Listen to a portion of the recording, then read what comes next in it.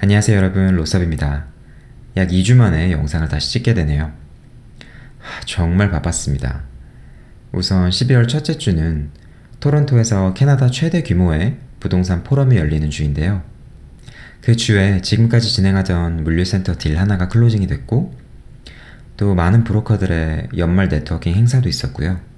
또 회사의 크리스마스 부부동반 파티가 끝나자마자 새로운 추가 딜들이 잡혀서 2주 내내 야근하며 투자 제안서를 만들었습니다. 그래도 오늘은 커버레터와 관련된 컨텐츠로 이렇게 다시 돌아왔습니다. 이번 시간에도 저만의 팁과 함께 영상 말미에 제가 사용했던 커버레터 양식을 그대로 공유해드리려 하니 꼭 끝까지 시청해주세요. 그럼 시작해볼까요?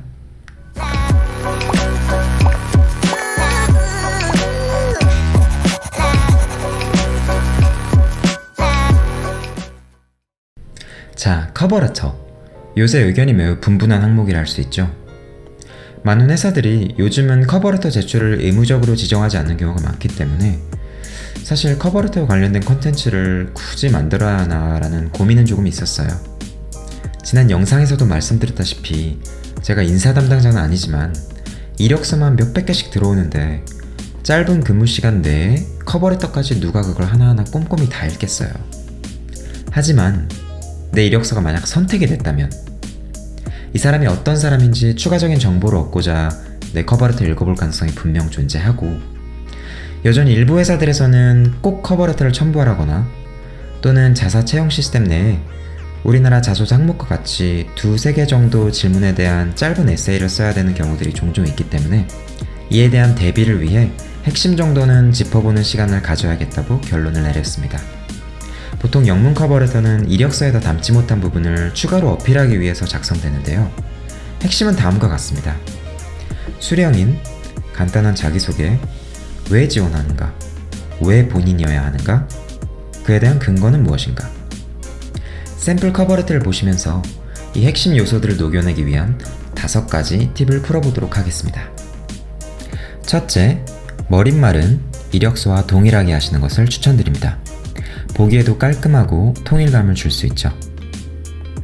둘째, 수령인과 주소를 명확히 하시기 바랍니다. 여러분의 이력서와 커버레터의 첫 번째 수령인은 인사팀 매니저가 되겠죠.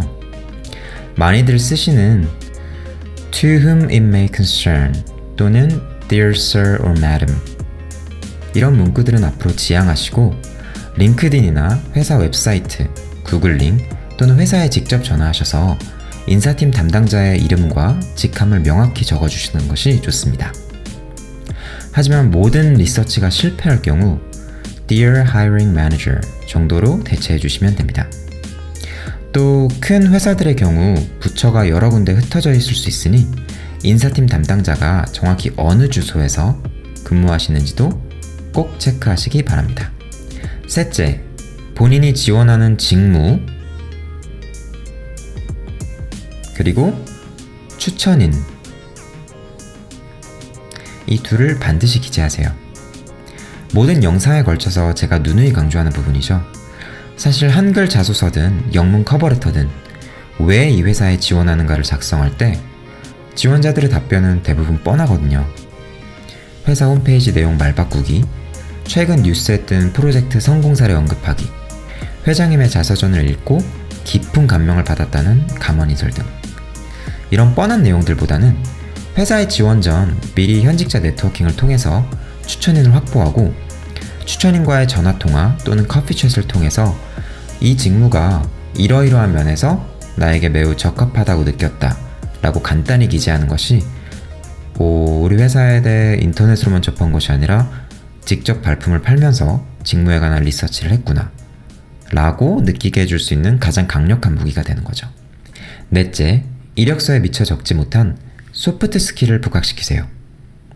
지난 영상에서 이력서상에는 직무에 직접적으로 연관된 업무 성과나 테크니컬 스킬을 위주로 적는 것이 좋다 말씀드렸는데요. 커버레터에서는 왜 본인이어야 하는가 단락을 작성할 때 본인의 테크니컬한 강점에 대한 근거와 더불어서 직무와 연관된 소프트 스킬 역시 함께 기재해 주는 것이 좋다고 생각합니다. 타인과의 차별화를 위해서요. 몇몇 분들은 여기 동의하지 않으실 수도 있는데요. 들어보세요. 제 경우는 저의 강점인 고객들과 팀원들 간의 부드러운 소통, 또 관계 형성에 대한 부분을 자세히 적었는데요.